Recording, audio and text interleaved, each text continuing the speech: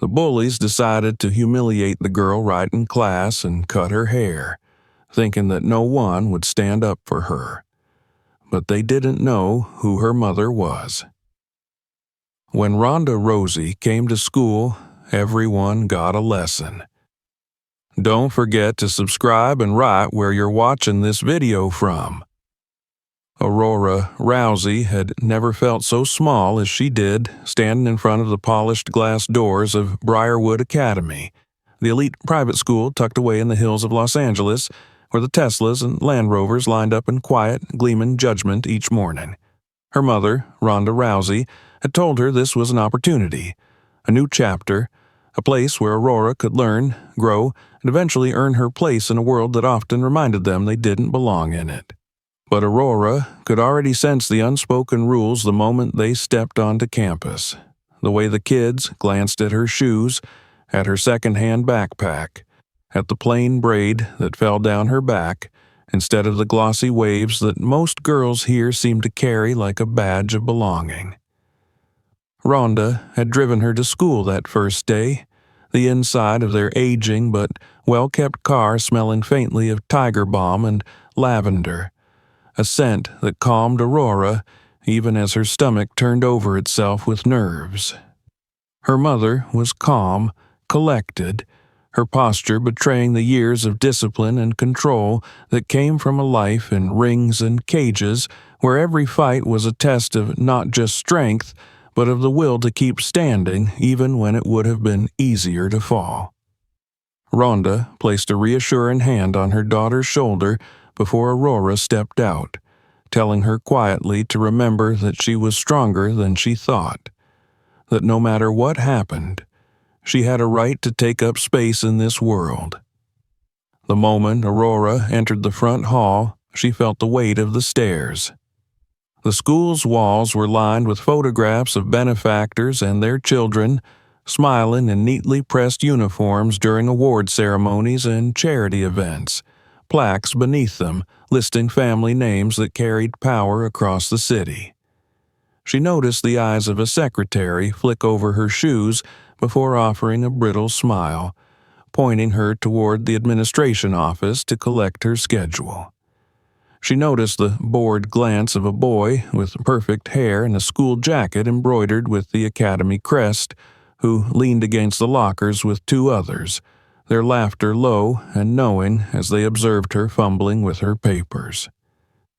That morning, Aurora sat in her first class, English literature, clutching her notebook as the teacher droned about the syllabus, while around her students whispered, AirPods hidden beneath perfectly styled hair, screens glowing softly as they exchanged messages she could not see.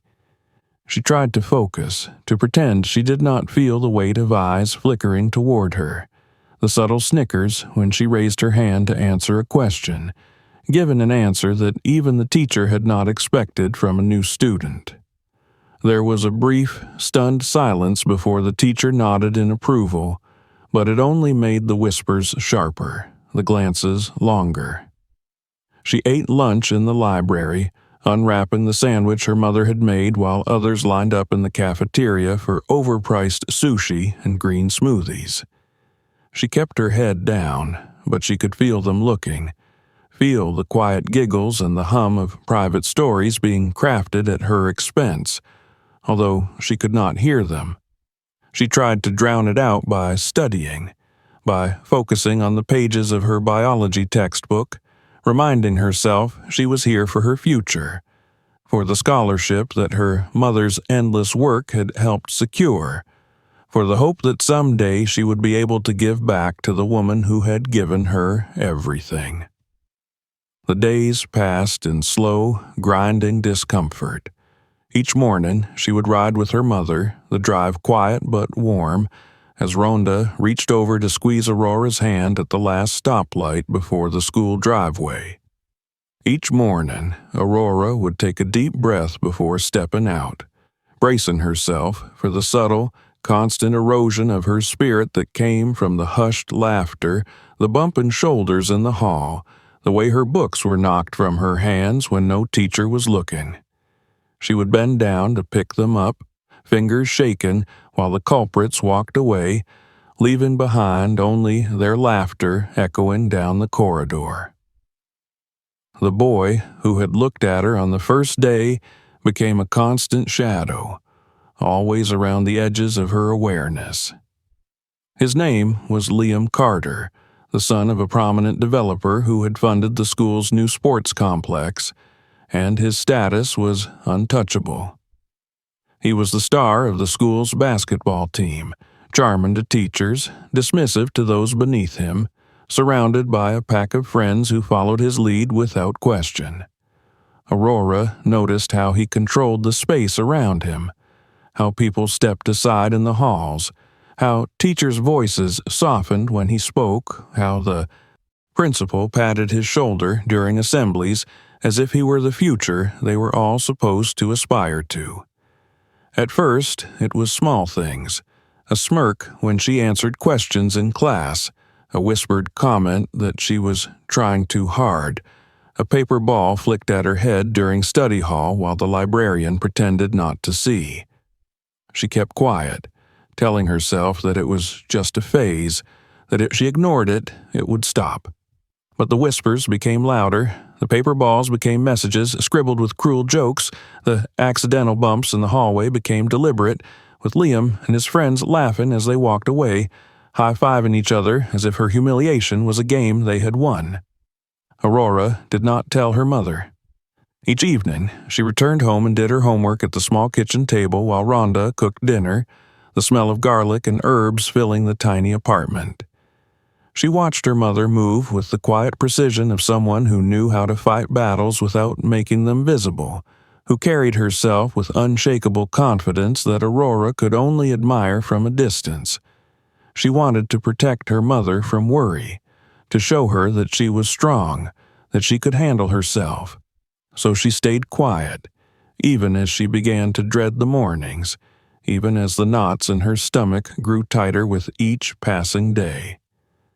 It was on a Thursday afternoon when Aurora realized that her silence was isolating her.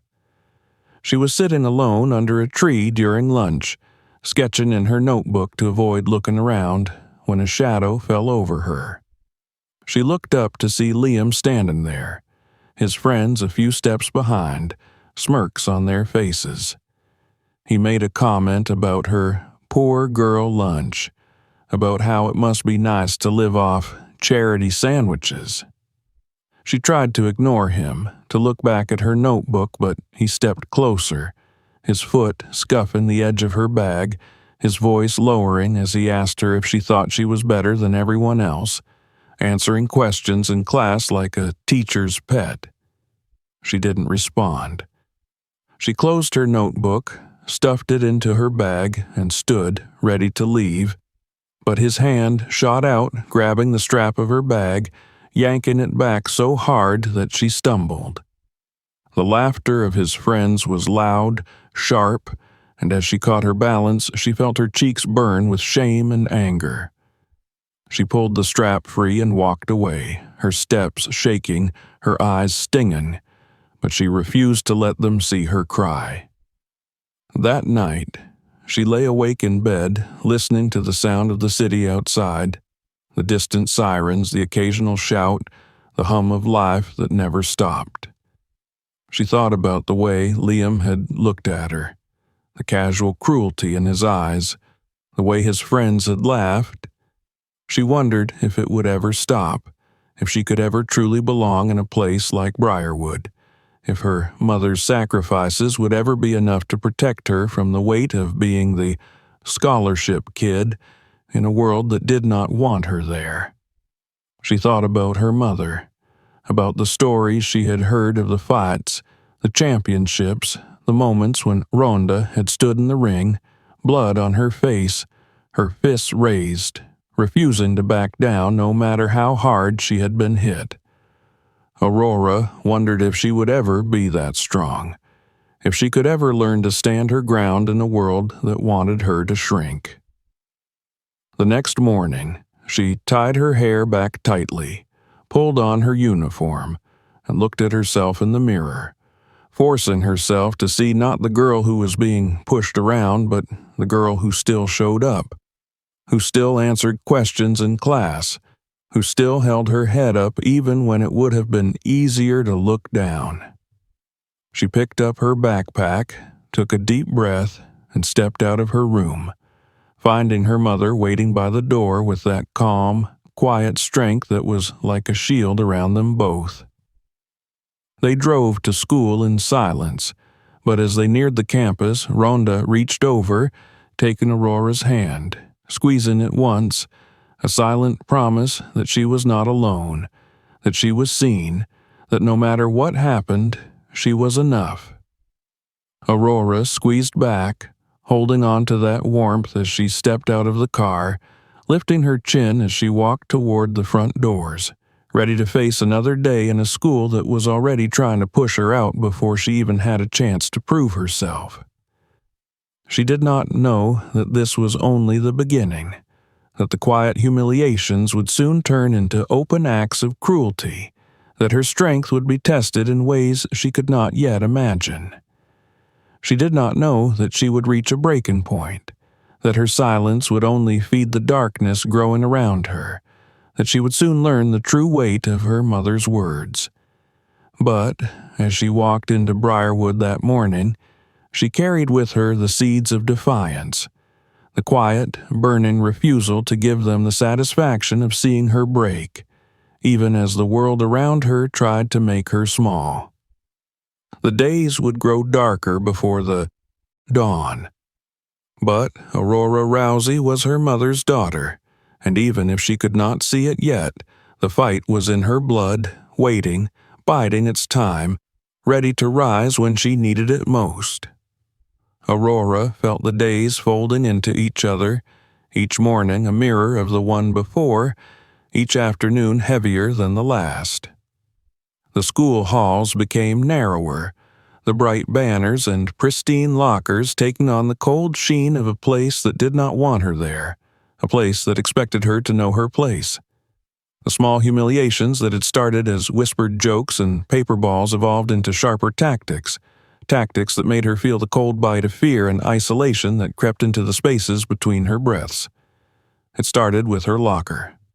One morning, as she turned the combination lock, she found it jammed, the door refusing to open no matter how carefully she tried. She glanced around, noticing Liam and his friends a few steps away, laughing about something on Liam's phone, casting glances in her direction that made her skin crawl. The janitor arrived eventually, prying the locker open with a crowbar, revealing the cause of the jam. A glob of gum smeared across the latch, and a small torn note that simply read, "Charity Case." Aurora felt her stomach sink, her face flushing as other students walking by caught a glimpse of the mess, some of them smirking, others avoiding her eyes. She cleaned out the gum quietly, biting down on her trembling lip, her fingers sticky and shaken as she pulled her books free, trying to keep her breathing steady so she wouldn't cry in front of them. The small notes began to appear in her textbooks and in her bag, always written in the same messy handwriting, calling her names she tried to ignore, telling her she would never belong here, reminding her that she was nothing but a charity kid taking up space meant for someone better. She threw them away each time, but they multiplied, hidden between pages, slipped under her seat, folded inside her locker, like a persistent reminder that she was alone. Liam and his friends escalated in other ways too. During one lunch period, as Aurora tried to find a quiet spot under the oak tree near the athletic field, she felt something hit the back of her head, cold and wet, seeping into her hair and down her neck. She reached up, pulling her hand away to find it covered in yogurt, the container rolling on the ground nearby, laughter rising from the picnic tables where Liam and his friends sat, high-fiving each other, phones out to capture her reaction. Aurora stood there, frozen, her hair sticky, her shirt ruined, and for a moment she felt the world tilt, her vision swimming with humiliation and rage so sharp it made her dizzy. She turned and walked away without a word, yogurt dripping from her hair, her shoes sticking to the pavement with each step. She found the girls' bathroom empty and locked herself in a stall, pulling off her shirt, using the paper towels to wipe at her hair, trying to clean herself as best she could, her hands shaking so hard she could barely hold the towels.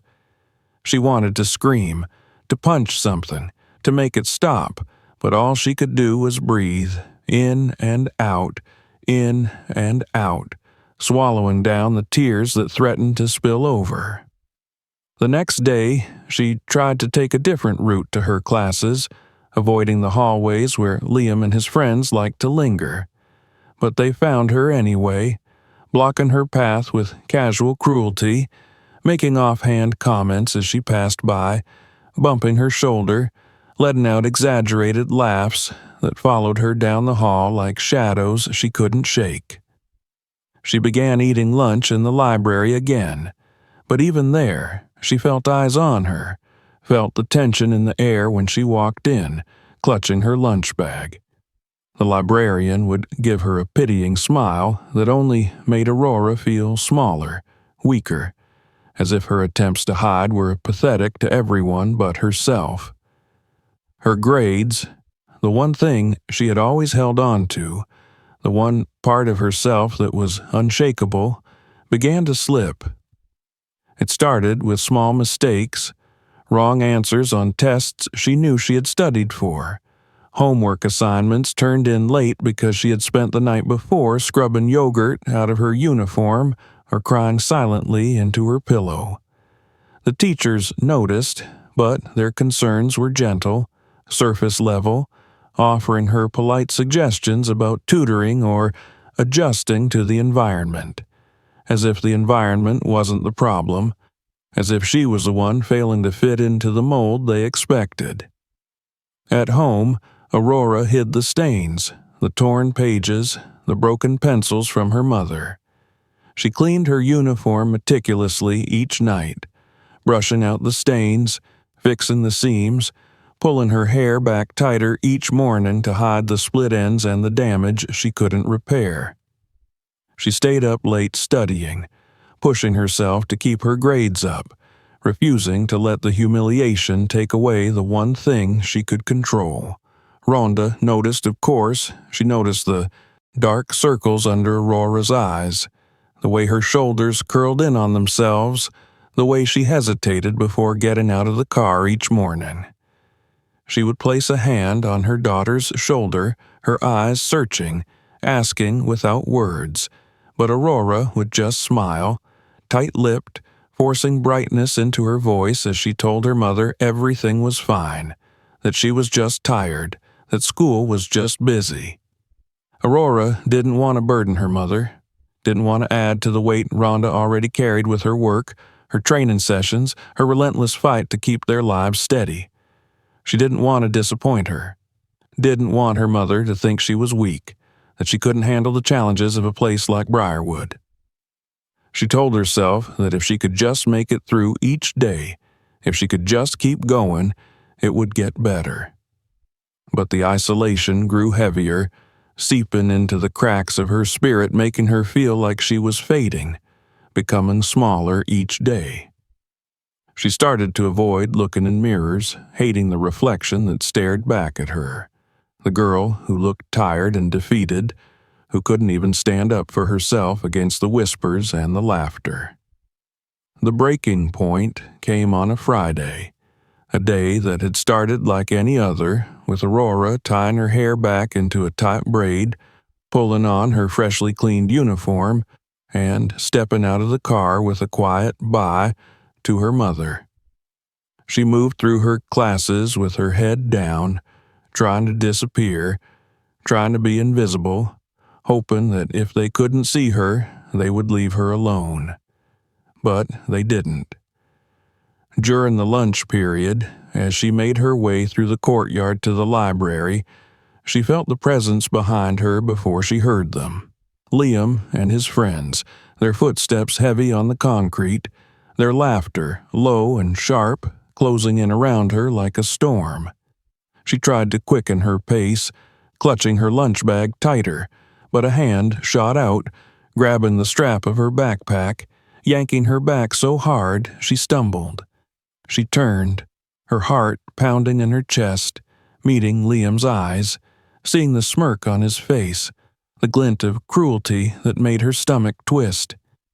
He said something, a joke she didn't quite hear over the pounding in her ears, and then she saw the scissors, the silver blades glinting in the sunlight as he pulled them from his pocket. Before she could react, before she could even process what was happening, he grabbed the end of her braid, pulling it tight, and with a quick, brutal snip he cut it. The sound, sharp and final in the courtyard, the laughter of his friends rising around her like a wave. She felt the weight of her hair fall away, felt the cool air against the back of her neck, felt the eyes of everyone around them as they turned to watch, some with shock, some with amusement, none with action. Aurora's hands flew to her head, clutching at the uneven ends, the tears welling up before she could stop them, her vision blurring as she looked at the severed braid in Liam's hand, dangling like a trophy, like proof of her powerlessness.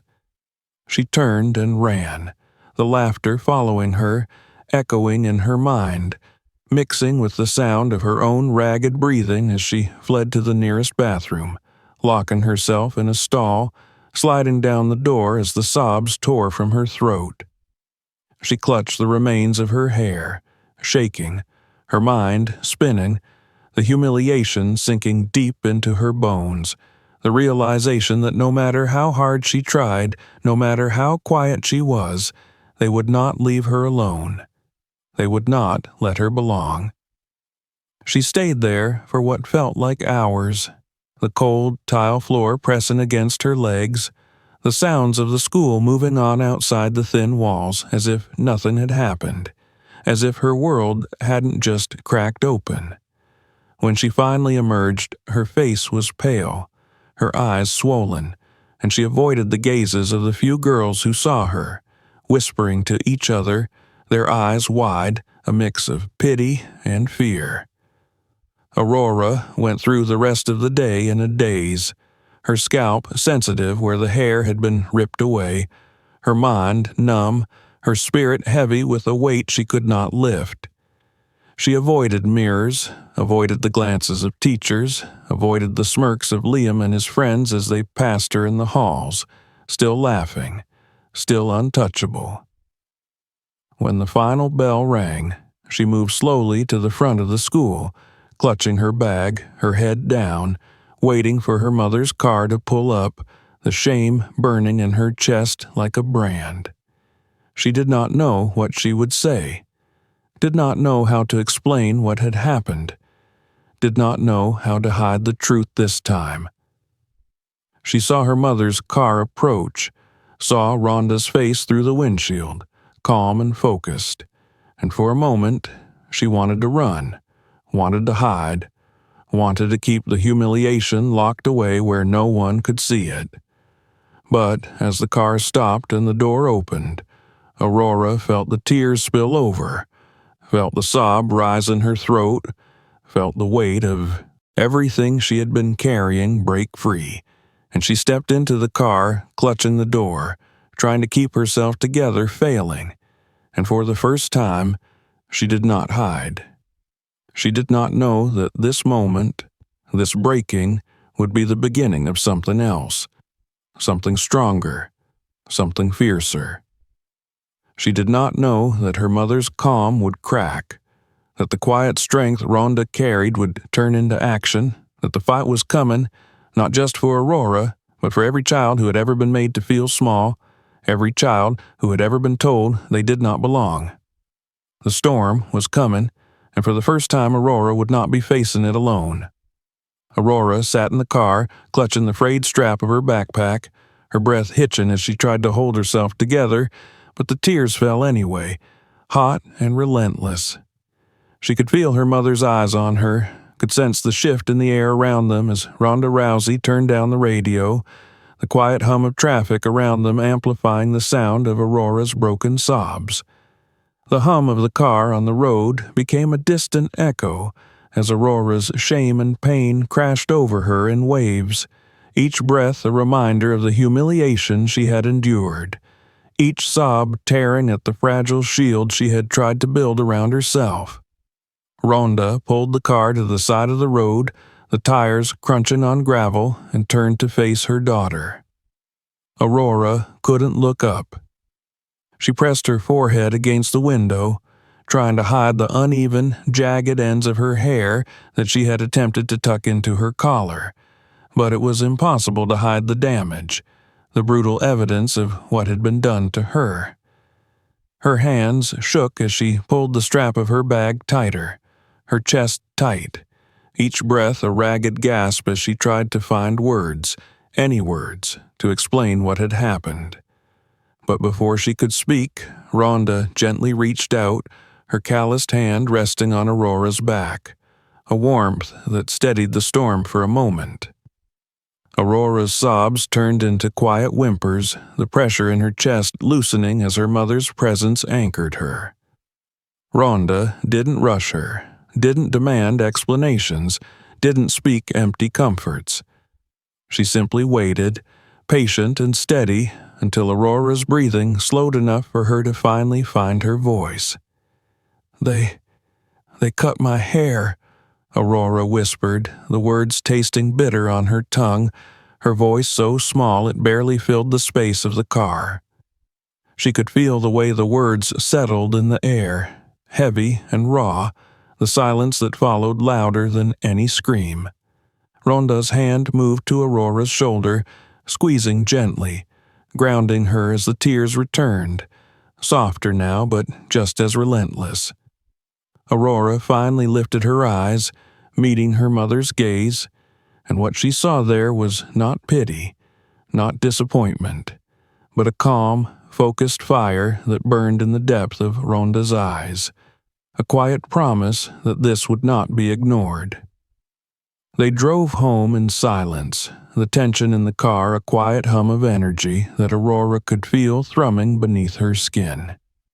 When they arrived, Aurora went straight to the bathroom, locking the door behind her, pulling out the scissors she had hidden under the sink. She stood in front of the mirror, staring at her reflection, at the uneven ends of her hair, the way it fell awkwardly against her shoulders, a constant reminder of the moment she had felt the most powerless. Her hands trembled as she lifted the scissors, trying to even out the edges, but every snip felt like a reopening of the wound, each lock that fell to the floor a reminder of the laughter, the cameras, the eyes that watched as she was humiliated. Rhonda knocked gently on the door, her voice calm, telling Aurora to come out, that she didn't have to hide, that they would handle this together. Aurora hesitated, looking at the reflection of her mother's shadow through the frosted glass, the silhouette of the woman who had taught her how to tie her shoes, how to throw a punch, how to stand tall even when the world tried to push her down. She took a deep breath and opened the door, stepping out into the soft light of their small hallway, the scissors still clutched in her hand, the uneven strands of hair framing her face like a broken crown. Rhonda took one look at her daughter and gently took the scissors from her hands, setting them aside before pulling Aurora into a hug, her arms wrapping around her in a way that made the tears come back, hot and heavy, but different this time. These tears were not just of pain, but of relief, of the release that came from no longer having to bear the weight alone. That night, Rhonda made tea, the kitchen filling with the calming scent of chamomile as Aurora sat at the table, her hands wrapped around the warm mug, the steam rising in soft curls. The television played quietly in the background, a local news anchor talking about the traffic and the weather, the mundane details of a world that kept moving even when hers had stopped. Rhonda pulled up a chair and sat across from her daughter, her eyes steady, her presence solid and grounding. She asked Aurora to tell her everything, from the first day, from the small comments and the paper balls to the yogurt, to the notes, to the laughter, to the final moment when the scissors closed around her hair, and everything changed. Aurora's voice shook as she spoke, but Rhonda didn't interrupt, didn't flinch, didn't look away. She listened, really listened, and with each word, Aurora felt the weight she had been carrying slowly begin to lift. When Aurora finished, the silence between them was heavy with everything that had been said, everything that had been hidden, everything that had been endured. Rhonda reached across the table, taking Aurora's hand, squeezing it once, a silent promise that this was not the end, that this would not break them. After Aurora went to bed, Rhonda stayed up, the glow of her laptop illuminating her focused face as she began gathering information. She found the video online, the one that had been shared in private chats but had started to leak into wider circles. She watched it, once, twice, 3 times, her jaw tightening, her eyes narrowing, taking in every detail. The way Liam smiled, the way his friends laughed, the way the crowd watched and did nothing, the way Aurora's face crumpled as the braid fell to the ground. Rhonda's fingers flew over the keyboard as she searched for the school's policies, for the local laws, for the contacts she had from her years in the public eye, the journalists who had asked for interviews, the lawyers who had offered favors, the women she had helped who had promised her they would return the support if she ever needed it. She opened folders, saved screenshots, downloaded the video, backed up everything on drives, creating a file that grew thicker with each passing hour. She did not cry. She did not allow the anger to consume her. She did not allow the pain to cloud her judgment. Instead, she let it sharpen her focus, let it fuel the quiet, burning determination that had carried her through countless fights, countless moments when the world had tried to break her. She thought of her daughter, of the way Aurora tried to smile through her pain, of the way she tried to protect Rhonda from the truth, of the way she had stood alone for so long, believing she had to bear it by herself. Rhonda's heart ached with the knowledge that her daughter had suffered in silence, but that ache transformed into a promise, a vow that this would not stand, that those who thought they were untouchable would learn the weight of their actions.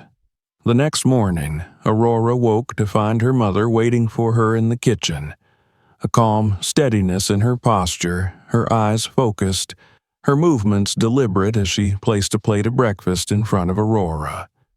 They didn't speak much, the quiet between them filled with the unspoken understanding that things had changed, that the silence was over. As they drove to school, Aurora noticed her mother's hands on the steering wheel, the way her knuckles were relaxed, her breathing even, the calm before a storm that Aurora could sense but did not yet fully understand. Rhonda turned to her as they approached the school gates, giving her a nod, a silent confirmation that today would be different. Aurora stepped out of the car, her bag over her shoulder, her head held a little higher, her heart pounding but her steps steady. She felt the eyes on her as she walked towards the school, saw the whispers begin, saw Liam and his friends lounging near the entrance, their laughter drifting across the courtyard. But she kept walking, each step a quiet rebellion against the fear that had held her for so long. She didn't know that her mother was not leaving. She didn't know that Rhonda parked the car, turned off the engine, and stepped out, her shoulders squared, her gaze steady as she began walking toward the school entrance, her steps purposeful, her presence impossible to ignore. Today would be different. Today, Aurora would learn that she did not have to fight alone. Today, the school would learn who Ronda Rousey was. and nothing would ever be the same again. Ronda Rousey stepped out of the car and into the crisp morning air, the Los Angeles sun just beginning to warm the courtyard of Briarwood Academy as students filtered through the gates. Her steps were quiet but decisive, each footfall on the pavement a silent declaration that she was done watching her daughter suffer in silence. She carried no signs, wore no uniform of battle, only the calm, steady focus of a woman who had spent her life learning how to withstand storms and deliver her own when the moment required it. Aurora did not see her mother at first as she walked toward the library, clutching her books to her chest, bracing herself for the usual gauntlet of whispers and laughter. The school felt colder today, the spaces between the students filled with tension she could not name. She tried to keep her head down, tried to focus on the rhythm of her footsteps, tried to ignore the sharp laugh that always followed her when she passed the picnic tables where Liam and his friends gathered each morning. But Rhonda saw everything. She saw the way Liam's eyes tracked Aurora across the courtyard, the way his friends leaned in to whisper, their laughter sharp and cruel, the way one of them casually stuck out a foot as Aurora passed, making her stumble, books slipping from her arms and scattering across the concrete. She saw the way Aurora froze, shoulders tightening, eyes dropping to the ground as she bent to pick up her books, her hands shaking, her breath coming in shallow, quick gasps as the laughter rolled over her like a wave. Rhonda's hands did not shake. She moved forward, closing the distance between herself and the small circle of boys whose laughter faltered as they noticed her approach. The courtyard seemed to quiet around them, the other students pausing, glancing sideways, pulling out their phones, sensing something was about to happen, something that would be remembered. Aurora looked up, her eyes wide, surprise and confusion warring across her face as she saw her mother standing there, steady and calm, her gaze fixed on Liam and his friends. Aurora opened her mouth to speak, to warn, to plead, but no words came. Rhonda's eyes flicked to her daughter, softening for a brief moment, a silent message passing between them. You are not alone. Then she turned her attention back to the boys. Liam straightened, forcing a smirk onto his face, trying to pull the swagger back into his posture, but there was a flicker of uncertainty in his eyes, a crack in the confident facade as Rhonda stopped just a few feet away. You think you're funny? Rhonda's voice was calm, controlled, but it cut through the courtyard like a blade. The laughter from the boys died, replaced by an uneasy silence. Phones were lifted, recording, capturing the moment as it unfolded. Liam opened his mouth, but nothing came out. Rhonda continued, her gaze sweeping over each of them, measuring, weighing, seeing them for what they were. Children who thought their parents' money and their school's silence would shield them from consequences.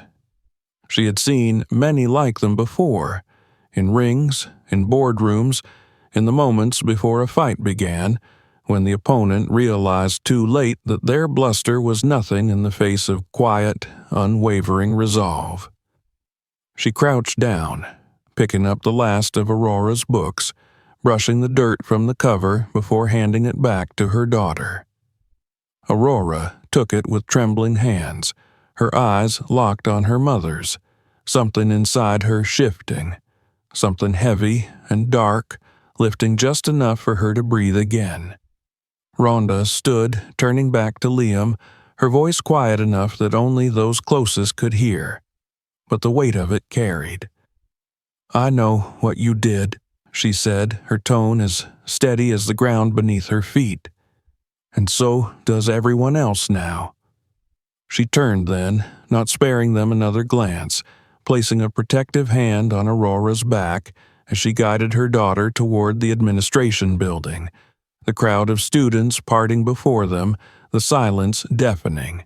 The moment burned into the air like a promise. Inside, the front office receptionist looked up, startled, her eyes widening as she saw Rhonda and Aurora enter. Rhonda did not slow, moving directly toward the principal's office, knocking once before opening the door and stepping inside. The principal, a thin man in a suit too expensive for its rumpled appearance, looked up from his desk, surprise flashing across his face before he forced a polite smile, rising to greet them. "Miss Rousey, Aurora, this is unexpected." Rhonda raised a hand, silencing him without a word. She pulled her phone from her pocket, opening the video she had saved, the one that showed Liam cutting Aurora's hair, the laughter, the humiliation, the way the crowd stood by and watched. She placed the phone on the principal's desk, hitting play, forcing him to watch as Aurora's dignity was stripped away in front of a cheering crowd. When the video ended, the principal looked pale, his mouth opening and closing as he searched for words, for excuses, for the well-worn phrases he had used so many times before to dismiss the complaints of students who didn't have the right last names or the right donations attached to their records. "This is unacceptable," he began, but Rhonda's eyes narrowed and he faltered. "What's unacceptable," Rhonda said, her voice soft, "is the fact that this happened in your school, on your watch, and you did nothing to stop it. What's unacceptable is that this was not the first time, and it will not be the last unless you do something about it now."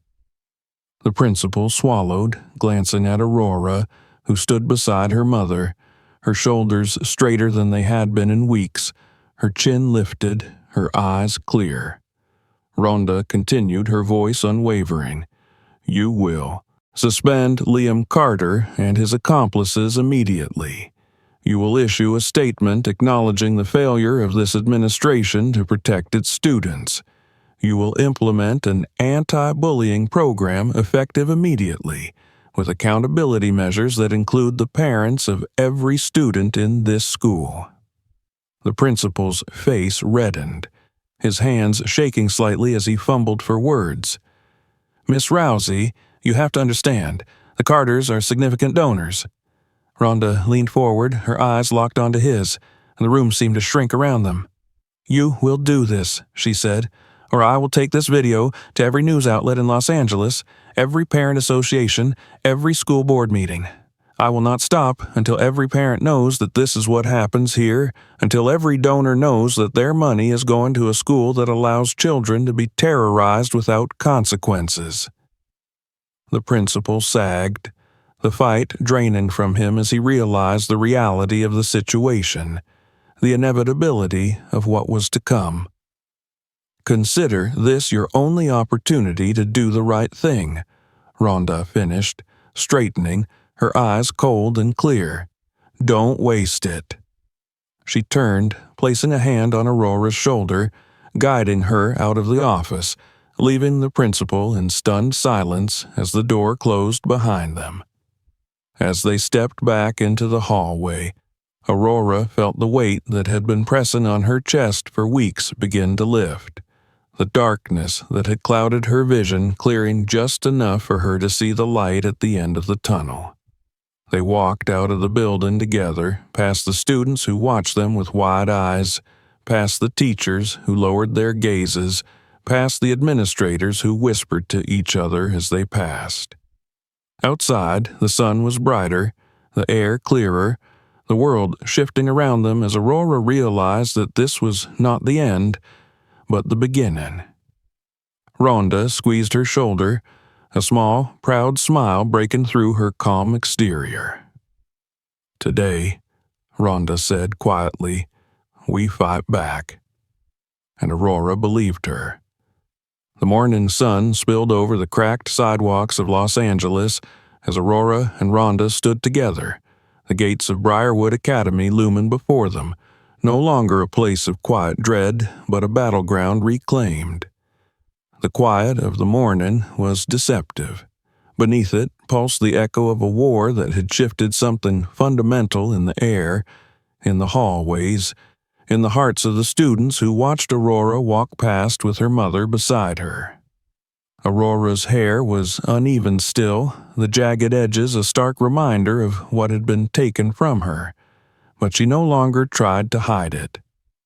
She wore it as a banner of survival, a testament to the girl who had endured, who had not broken, who had found her voice in the middle of humiliation and fear.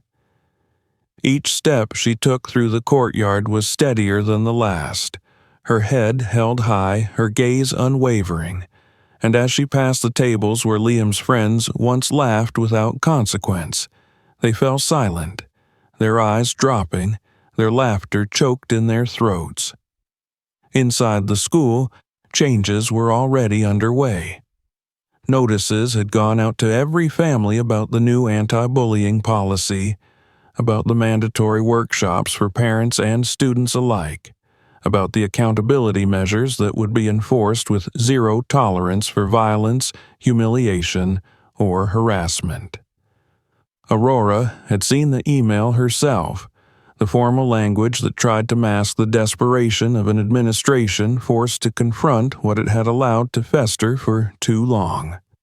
Liam and his friends were gone, suspended indefinitely pending investigation, their parents' influence failing to shield them as the video of Aurora's assault spread beyond the confines of the school's walls, making its way to news outlets and social media.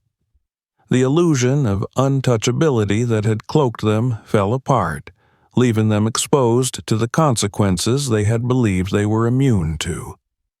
Aurora found herself surrounded by whispers, but they were different now. Students approached her between classes, quietly, hesitantly, sharing their own stories of humiliation, of fear, of silence enforced by the threat of social exile or worse. She listened, nodding, her presence becoming a quiet beacon for those who had felt as alone as she once had, offering them a space where they could be heard, where they could find their own courage.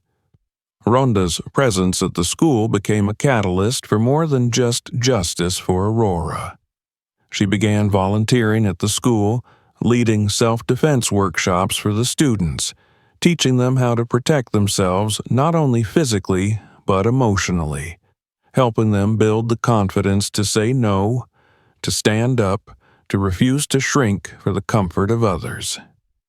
The first workshop was filled with curious faces, some skeptical, others eager, but as Rhonda demonstrated techniques, shared stories, and spoke with the raw honesty that had always defined her, the students leaned in, learning not just how to fight, but why it was their right to do so. Aurora helped her mother set up the mats, took attendance, and slowly began to assist, guiding younger students through the moves, her hands steady, her voice clear. Each session ended with quiet conversations, with laughter, with the visible easing of tension in the faces of the students who left the gym a little taller than they had entered. At home, the changes were subtle but profound.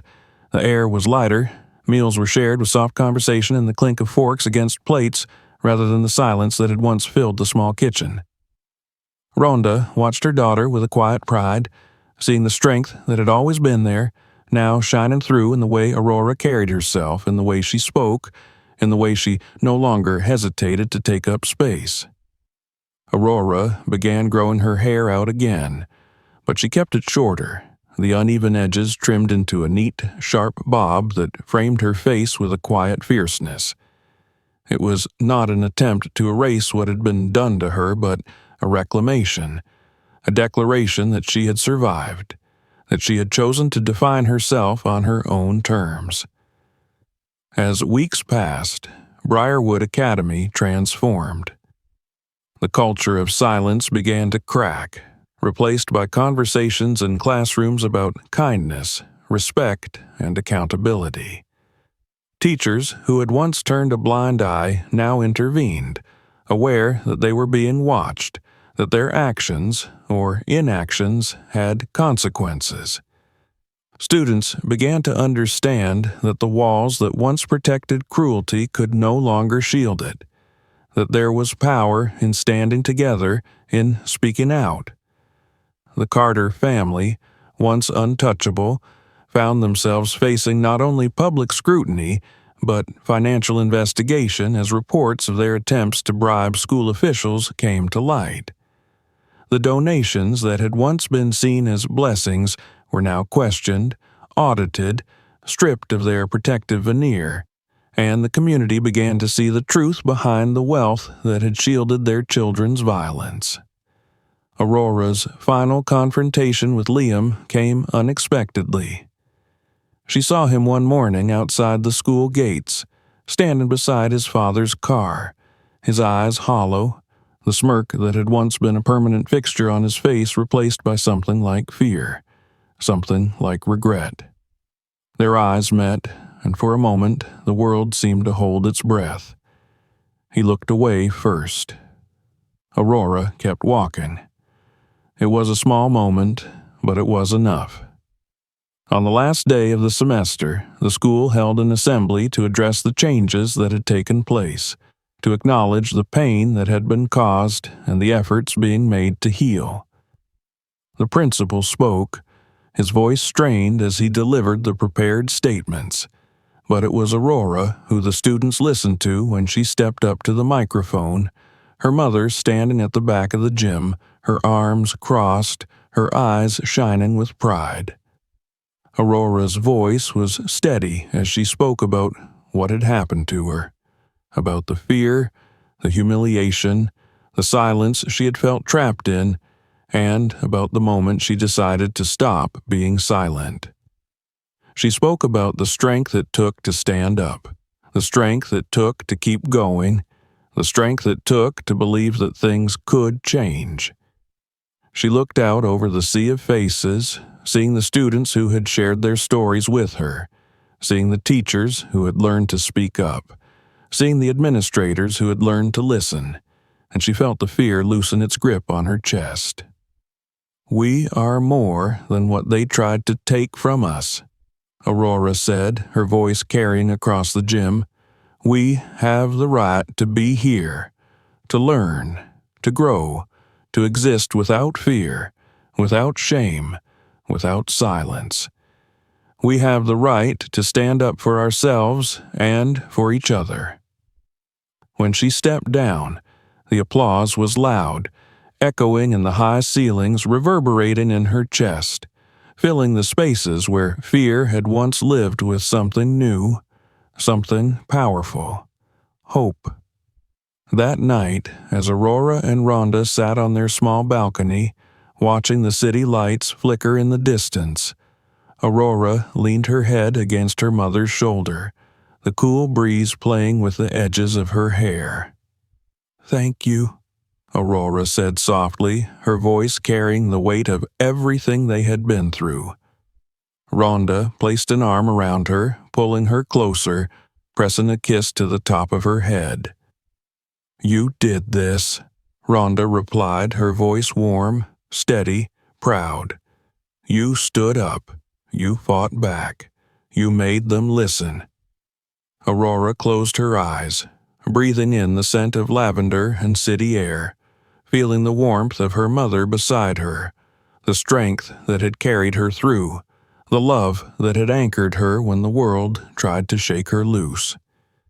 She knew that there would still be challenges, that the world was far from perfect, that there would be other battles to fight. But she also knew that she was ready, that she was no longer alone, that she had a voice and she would never let it be silenced again. And as the stars began to pierce the night sky above them, Aurora Rousey allowed herself to believe, truly believe, that this was a new beginning, not just for her, but for every child who had ever been told they didn't belong, for every child who had ever been made to feel small. They were not small, they were powerful, and they would never forget it. If you found this story powerful, make sure to subscribe for more real stories that matter. Check out the next videos on the channel, and don't forget to share this one with someone who needs to see it.